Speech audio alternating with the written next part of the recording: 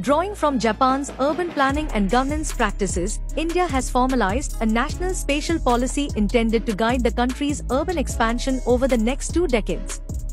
The policy targets development of new cities, rejuvenation of older ones, and coordination between state and city planning to enhance economic growth and livability. According to the National Spatial Policy, urban population in India could rise from roughly 30% to about 50 to 53% in 20 years. This shift demands proactive intervention to avoid unplanned growth patterns. The government considers such haphazard expansion a serious challenge and aims to establish a structured framework to manage this transition. 3-tier governance framework. The National Spatial Policy lays out a 3-level governance structure to streamline urban planning and coordination. At the apex will be a National Spatial Coordination Council, comprising central institutions such as the Prime Minister's Office, Niti Aayog, and key ministries to provide overarching direction. At the state level, state spatial strategy groups will be responsible for aligning local priorities with national objectives. Complementing these are nearly 50 regional planning blocks, each anchored in million-plus urban regions and overseen by dedicated regional planning bodies, ensuring that growth strategies are tailored to regional contexts while remaining consistent with national goals.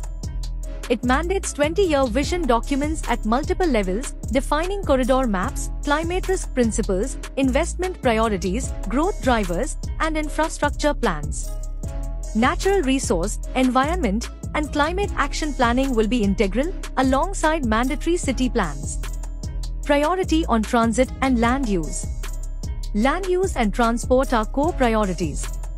States are urged to adopt transit-first, rail-led growth models, public transport corridors, metro, regional rapid transit system, and railways as spine systems, while highways are to be primarily for freight and logistics.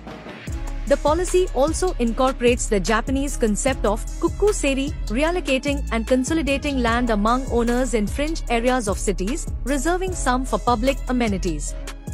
Though some landowners may give up parts of land, the overall value tends to increase owing to improved infrastructure and land appreciation.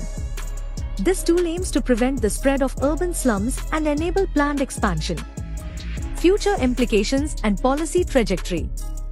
Going forward, implementation will require building institutional capacity at regional levels, raising technical and planning expertise among city governments, and strengthening land records and GIS geospatial capacities.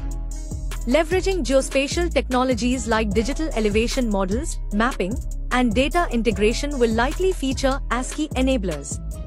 In addition, financing and investment mechanisms, public, private, and hybrid, will have to be tailored to deliver legacy infrastructure upgrades, water, sanitation, power, transport, and to ensure resilience against climate risks.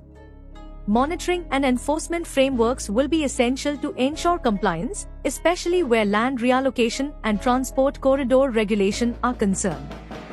With this national spatial policy, India seeks not just to accommodate its rapidly growing urban population, but to fundamentally reframe how cities grow, pursuing sustainability, livability, and planned expansion rather than reactive development.